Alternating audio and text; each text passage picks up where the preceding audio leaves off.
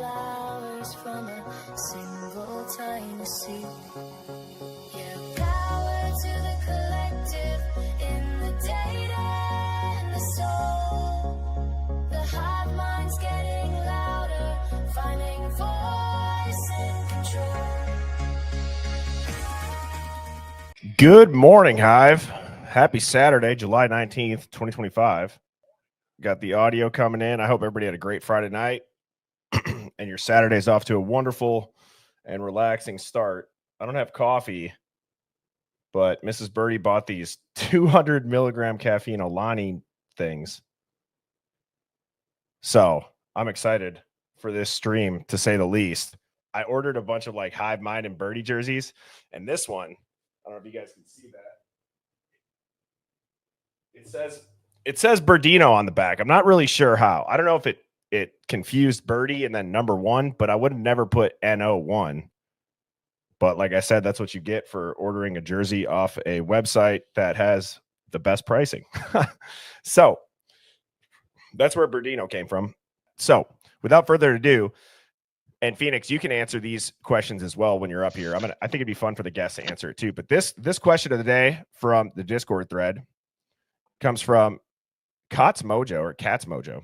Why did you enter the world of true crime sleuthing, and how do you juggle editing, posting with a full-time job, business, lovely wife, and dog? And I would say that entering the world of true crime sleuthing and going all in on that, I'm not going to say it was an accident, because I've told the story about how I got banned from the computers in high school because I was looking up 9/11 inside job, and the school officer came and removed me from our study hall, and I got lost all my computer privileges. And so I've been this way my whole life, where I've always looked into stuff. The official story, and I also had somebody ask me how I got the name Birdie. I know we have some newer folks in the Hive, so I'll explain that too. I have a liquor company called Birdie Bombs. If you've never heard of it, it looks like a box of golf balls, but instead of golf balls on the insides, it's shots of liquor. So if you golf, you know that everybody calls it birdie juice or swing sauce, aiming fluid, whatever you want to say. They got a name for drinks on the course. So my company is called Birdie Bombs. Launched that during COVID, and I've been doing that. Well, I, on my personal TikTok page, before, Birdie was a thing, I was watching the Gabby Petito Brian Laundrie thing and the American Murder Mystery on Netflix. I posted a quick hot take about how I don't think Brian was ever at home. And I think that was all his parents had planned that with a lawyer, and he had 11 days on the run. If you guys remember the scene where the cops walk up to the Laundrie family residence, where the van's in the driveway, and the cops like, is Brian here? And they're like, no, we're not going to talk to you. We want a lawyer. So I posted that, and I'm like, oh shit, I posted that to my business TikTok. Mrs. Birdie, I have to give her credit, because she said, well, why don't you leave it up there? Because it had like 5,000 views. And she's like, maybe somebody's going to be like, well, what's Birdie Bombs? And I'm like, okay, yeah, that's, maybe it's like, guerrilla marketing, right? And I went to bed and I woke up and it had like 2.1 million views the next morning, and it got all the way up to like 9 million views. So I just thought, okay, well, I'm going to just convert that business profile, because there wasn't many followers on that, and I'll just make that mine. And that's where the name Birdie comes from. So instead of Birdie Bombs, it became Birdie.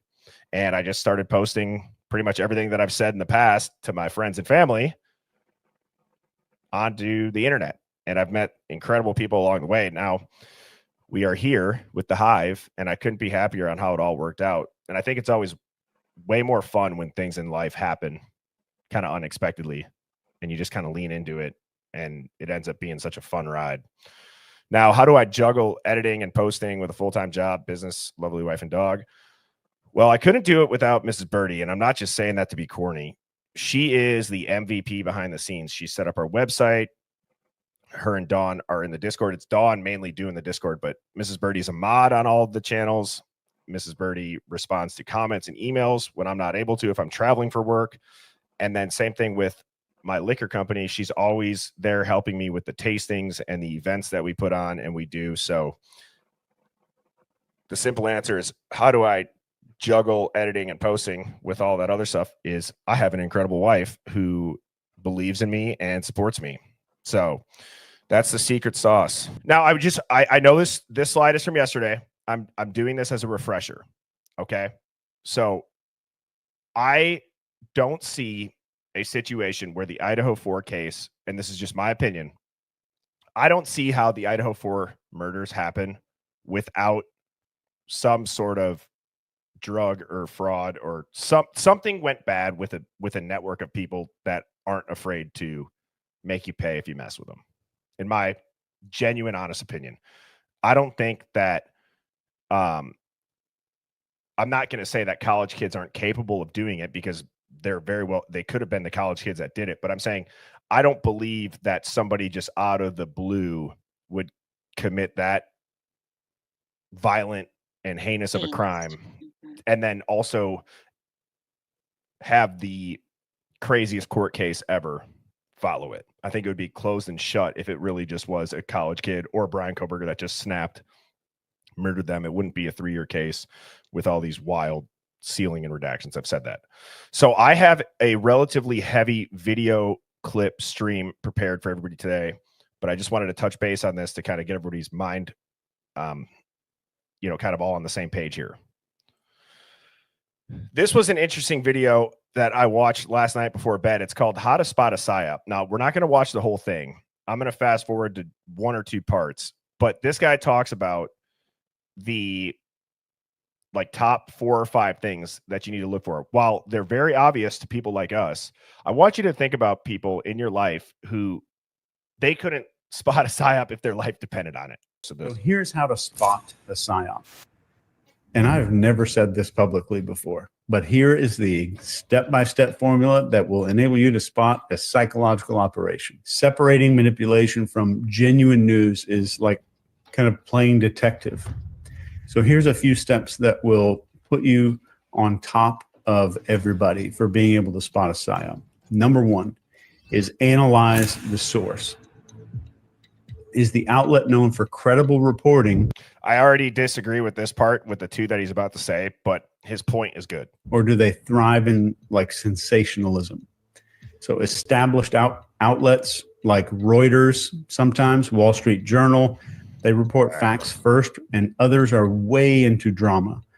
And PSYOPs, psychological operations, extremely, very much rely on sensational headlines. If you see sensational headlines, you need to get the hell out. This is on all media, on both sides of the aisle. There is no aisle if you hadn't got that figured out already. Love that part. So next is who owns that platform that you're looking at. So media ties with pharmaceutical companies, political entities, defense contractors.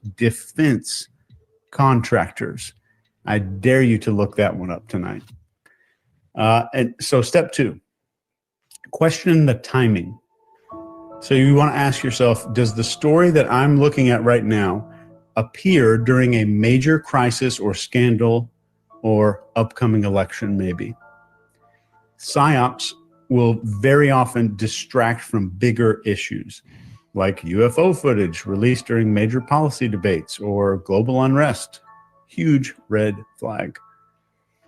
Next is to follow the narrative. And I promise you don't have to go do 5 hours of research to do it. You just ask yourself, are multiple outlets, this one question right here, are multiple outlets parroting the exact same language? If you see that shit going down, you need to be very terrified that something's going into your brain that doesn't belong there. So PSYOPs use coordinated messaging to reinforce a narrative. So look for phrases that feel copy and pasted, like unprecedented threat or undeniable evidence. Those little phrases, you're going to hear them. You will start to hear these everywhere you look. And the moment you hear copy paste phrases, that is a PSYOP. So step 4, look for emotional triggers. So all PSYOPs thrive on pushing your buttons. Think about the FATE model, if you know what that is: focus, authority, tribe, and emotion. So this is fear, anger, amazement. So if a story feels like it's designed, and I say the word designed with bold, underline, italics, if a story feels like it's designed to make you react emotionally, get out as fast, but don't even finish the story. Ask ChatGPT about what you're trying to figure out. So, stories about UFOs that emphasize unknown threats without any evidence. You should be pretty careful about that. And then just check the evidence. You ask yourself the question, are they providing evidence like document data, eyewitness accounts, or relying on anonymous sources and some vague claims? So if you ever hear the words, and I want you to burn these words into your head, I've never told anyone in my life how to expose a psyop. But if you do all of these at once, you will never be manipulated. This one question. With that stuff going on, I need to ask, is this going to expand government control or justify new laws? That one question. Yep. Well, what I'm saying, expand government control or justify new laws. Okay. Analyze coverage patterns. So psyops all the time dominate the news cycle and they drown out other stories. Real news coexists with other reports. Let me say that again. Real news coexists with other reports about stuff that's going on. If one topic is everywhere, while major global events get completely ignored, you're in the middle of a psyop. Next is look for follow-ups. This is it. Yep. Real news evolves with new updates. Real news evolves with new updates. Psyops fade once they've served their purpose. I'll say that one more time if you're taking notes. Psyops will fade away when they have served their purpose. Now, this interview is just freaking mind-blowing, and I'm playing these couple clips before the meat and the bones video that I'm going to get to. Was sexually motivated. I don't care what Thompson said.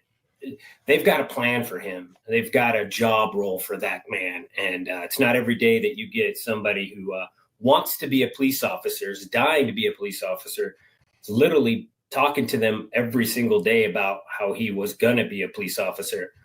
It's not every day you get a master's degree in criminology that is going to go into prison, and they're going to leverage that. That's what they're interested in. They're not interested in him being locked up in a 23 hours of solitaire where he's not going to be able to have any influence. They want him to go in there and actually have influence and work with them. And that is narrative planting. That is narrative planting to a T. You have a victim's parent telling you the cops are going to use him. Think of how insane that is. What if they were already using him? That's what I'm saying. He's making it seem like after the fact, but that's probably what was happening. I want you guys to listen to that again. Influence. They want him to go in there and actually have influence and work with them. And be a resource for crime fighting in the future? Yeah. That's what we've been saying. His fantasy was to be an officer, or the earliest one was like a Green Beret or something like that, a Ranger. So this guy's had like these grandeur visions of himself since he was just a little kid. And I think one of the first things he told the officers when they arrested him in Pennsylvania was like, Also, I don't know what little kid doesn't go through phases of saying like, oh, I want to be a soldier, or I want to be a firefighter, or I want to be this, I want to be in the NFL, I want to do that. That's normal. How would Steve know that about him? It's just odd. And there's only a couple seconds left of this, so I'll let it play. Get a cup of coffee. I'm working on my criminology PhD, and I'd like to interview you. It's like, this guy wants to be a cop or wants to be somebody of importance. He always has been, and that was part of the reason why we were trying to get them to take that into account and not plead with him. Don't give him the position of power. Basically, dictate the terms to him and say we're not going to accept this unless you prove who you are. Please retrieve your nearest tinfoil hat. Place hat firmly on your head. Prepare yourself. To put it simply, this is the best Idaho War video I've seen ever. This is by True Crime Design. It dropped yesterday. It's an hour long. When I tell you that this is a must watch, this is a must watch. I don't know how long this video took them to make, but True Crime Design, you hit it out of the park. Omerta is a Sicilian term for a code of silence, honor, and non-cooperation with authorities, particularly in the context of organized crime.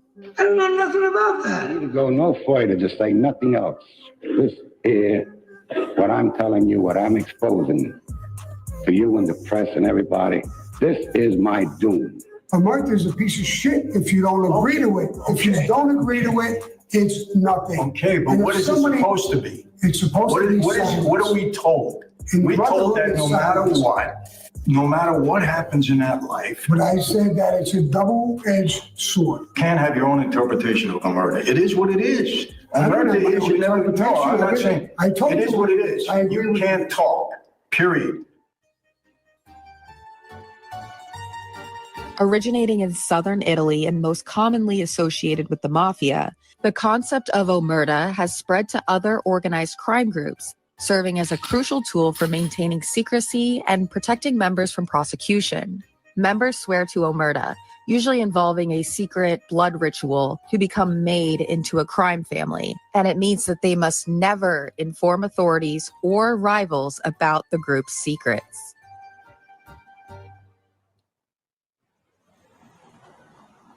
When you take that oath, this is what my father's opinion was. Michael, I don't care who betrayed me. I don't care who ratted on me. I don't care how bad the life was.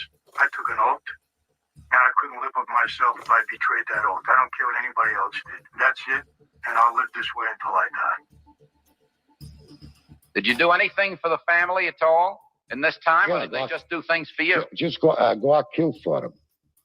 You'd go out what? Kill for them. The code is so strict that anyone who speaks to police or their families are marked for death and torture. To enforce omerta, the mafia used fear-based psychological tactics, such as the constant threat of violent retribution to ensure silence. By discouraging dissent and forbidding cooperation, omerta effectively breeds an us versus them mentality, further binding its members and strengthening the social structure and hierarchy within the group. Criminals operating under the Code of Omerta exploit and leverage family bonds by threatening and targeting the family members of rule breakers. The case of Tommaso Buscetta, a high-ranking mobster who testified against the Sicilian mafia, is an example of this type of intimidation tactic. After mafia hitmen killed his brother, two of his sons, and various extended family members and close friends, Buscetta walked away from the criminal organization he'd been part of for nearly all his life. A key informant in the largest mafia trial in history, Buscetta was among the first to break omerta and explain the mob's inner workings, which led to some 400 convictions. His family was systematically wiped out before he broke omerta, highlighting the extreme measures taken to enforce the code and punish those who betray it by violently murdering. Now, Rich Buddy said it's a foolish theory, Italian mob, none of them are Italian. It has nothing to do with Aryans at all. I had the same thought. This video goes in and describes how it has become a hybrid thing, and they show it's just wild. So, Rich, if you haven't watched this video, I would encourage you to give it a watch. Like I said, so you guys get the whole point about what that is, like the bound by silence. But I want to show a couple of things here. People that live in different parts of this country or this world that are soliciting our teenagers to get naked pictures, sextortion events. That's happening daily, and it's probably happened since we've started this show. That is absolutely. And does that situation put that teenager at risk for being a victim of a crime and human trafficking in the future? You're damn straight. Absolutely. Yeah. So we need to bring that to a community conversation also. Is human trafficking occurring in Kootenai County? No.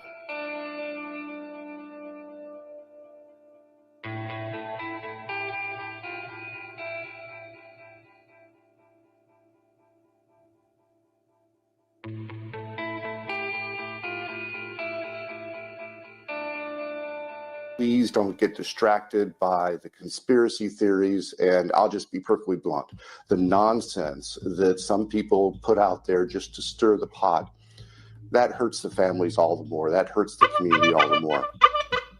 That's a dead giveaway to, hey, there's some shit going on. Everybody stop looking into it. We're going to call you conspiracy theorists until we're blue in the face.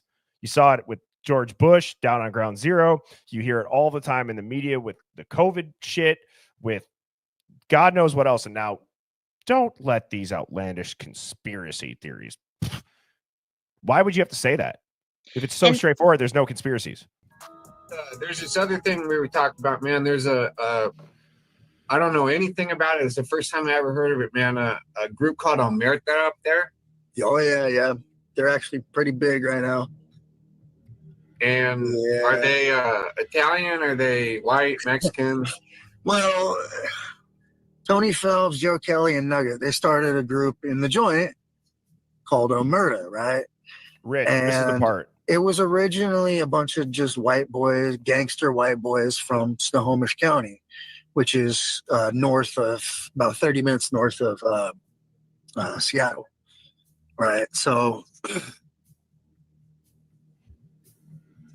it kind of just started off as like a little clique, a bunch of boys from, the 425, the Everett, Snohomish County area, and then it kind of around 2011 is when I started to notice a lot of AF dudes, like my boy Roland Virgil.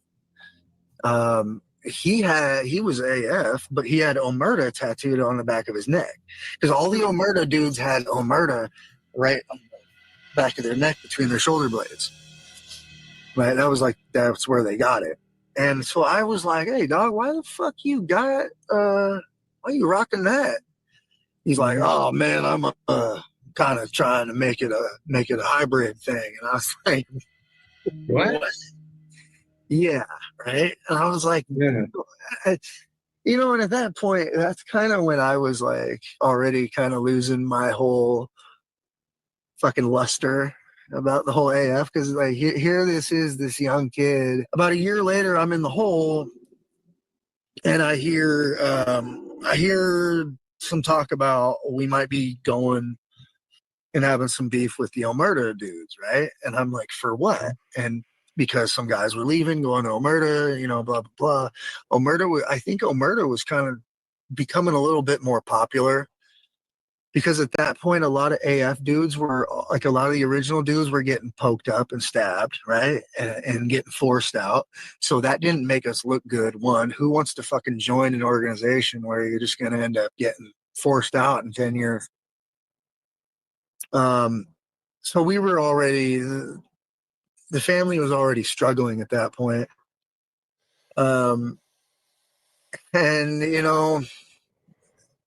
And then around 2013, I had already dropped out at that point, but 2013, 2014 is when the AF and the Norteños went to war.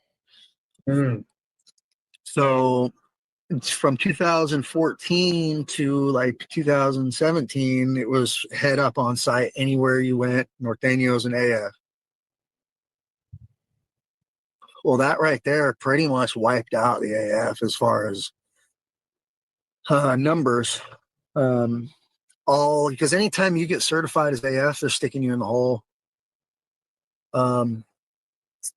So there weren't a lot of guys on mainline anymore. And I think that's kind of when Omerta just kind of took over, man. And so last I heard, they were kind of running shit. I don't know if that's still true. Probably not. Maybe it is. I don't know. But were they? They're a much more violent group of individuals. Question how they could have definitively arrived at this conclusion unless they were framing Kohberger. Based on the information we have, it's not off the table that the victims were shot either. Take this audio clip discovered by Bubbly Waters and Pavarotti. At 3:44 a.m., someone racks a firearm and then slams the trunk closed. A couple minutes later, they head towards the crime scene.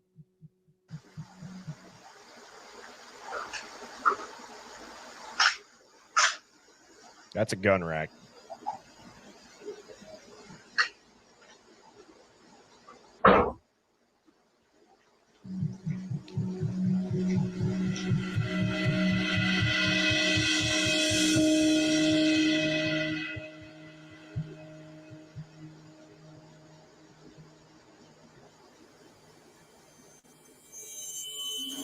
Insane.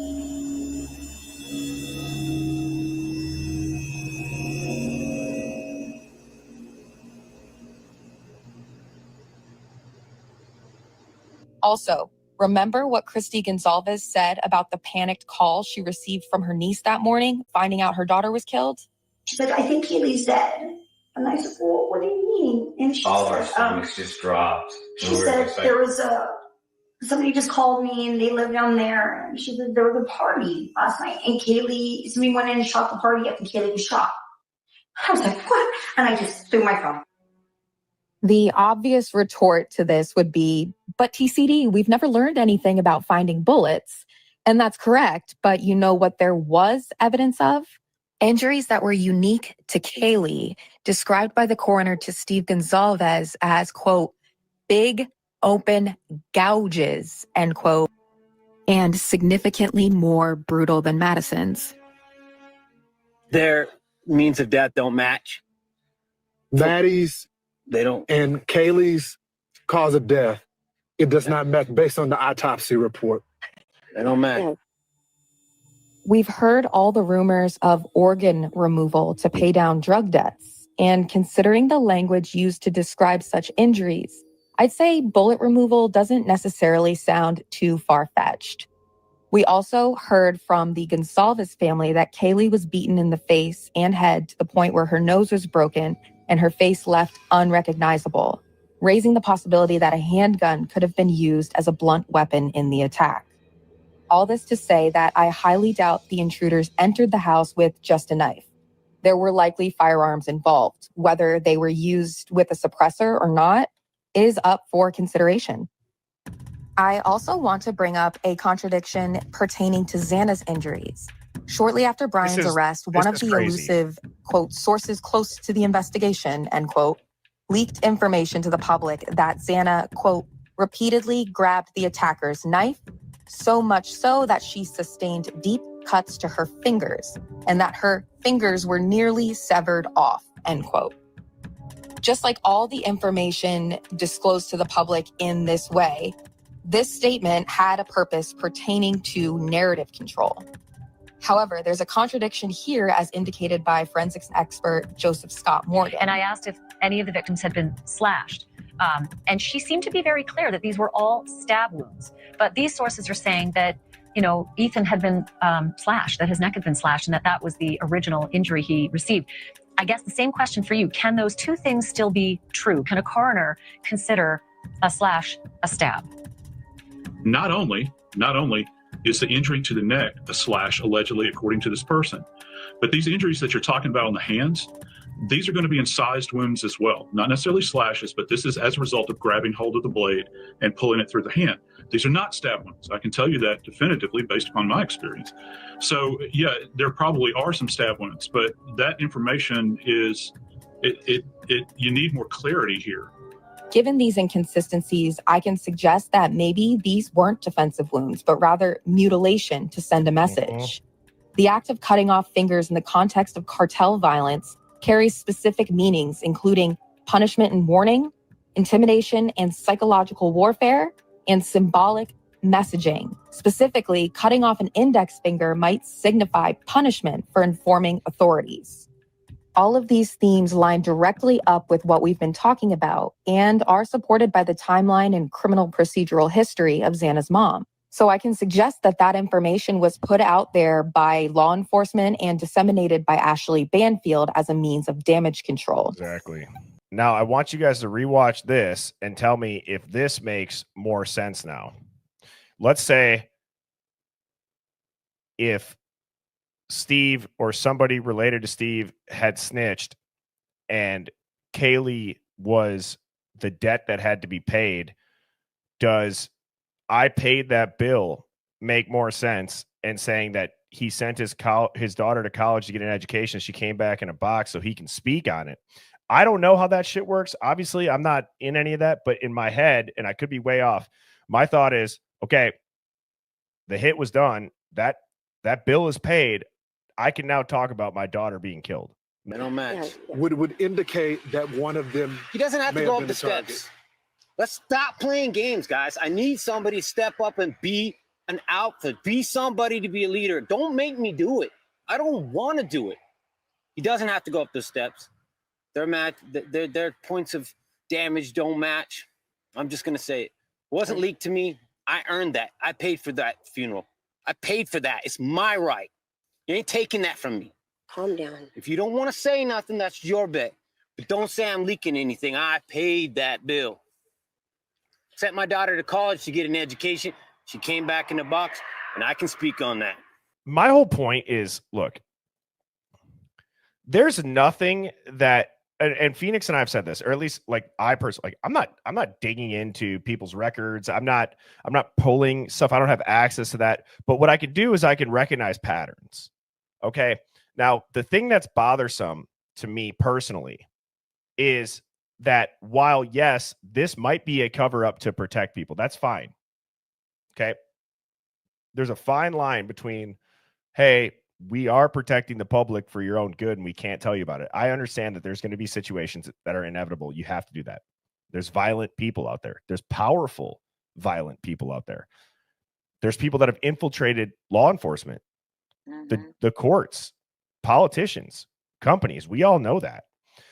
But what gets me really upset is how people can't wrap their head around that this is possible. You know, I see a couple people in the chat that are like, there's no evidence of cartel involvement. There's no evidence. He admitted to this. It's like, okay.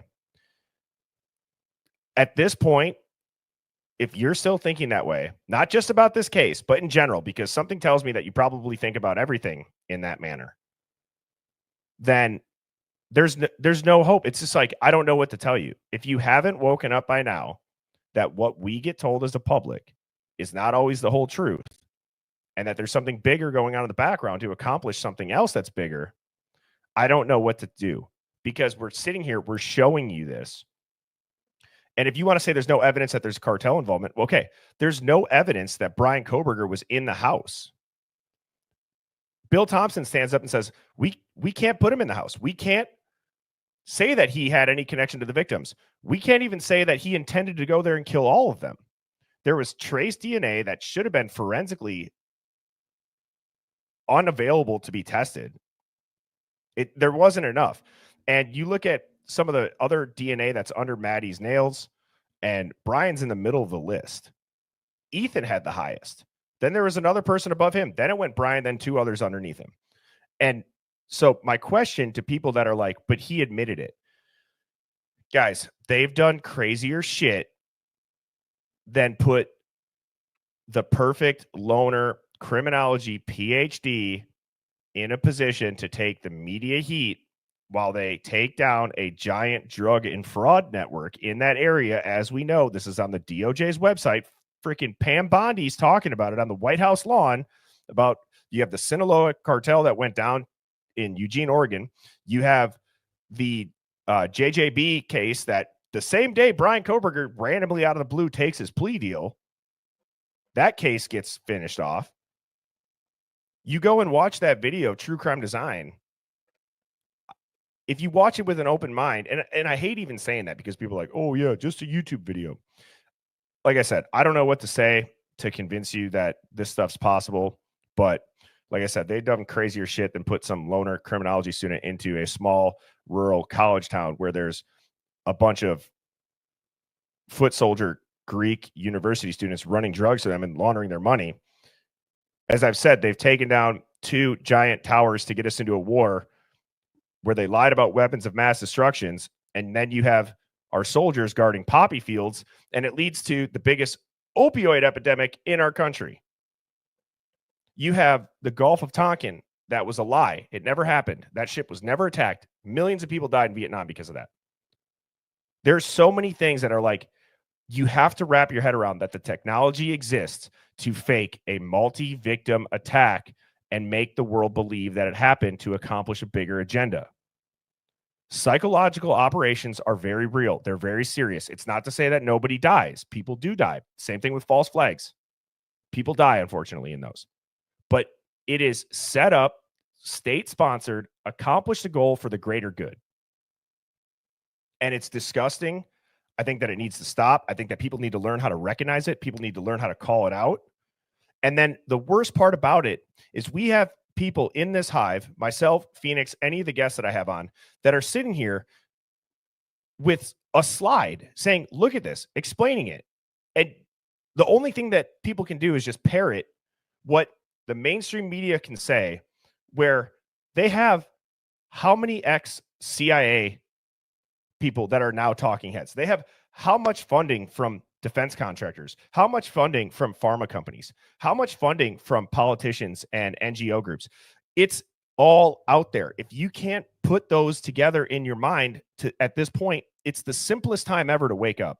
I give credit to people that are a little bit older, that they didn't have the internet. They couldn't communicate in real time. And they had something inside them that said, this doesn't make sense. This isn't right. Or they experienced something where they watched the truth happen. Then they turn on their TV at 5 or 6 o'clock at night after eating dinner, and they watch a completely different story come out. Though that's how you used to have to wake up. You either had to witness it and then witness the fake story, or you just had to have, some fortitude inside you that's like, dude, this is not right. This is not true. This can't be happening. And now, even with being able to communicate in real time, showing visuals, the Hive is one of many channels that people are talking in real time and figuring this out.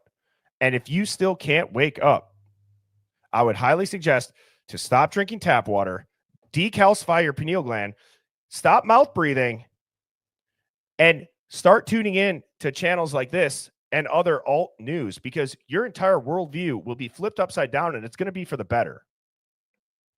Well freaking said, mic drop.